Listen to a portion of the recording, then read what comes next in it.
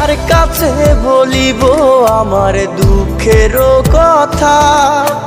স্বপ্ন ভাঙা কত কঠিন, পাই না পূর্ণতা। আমি কার কাছে বলিব আমার দুঃখের কথা?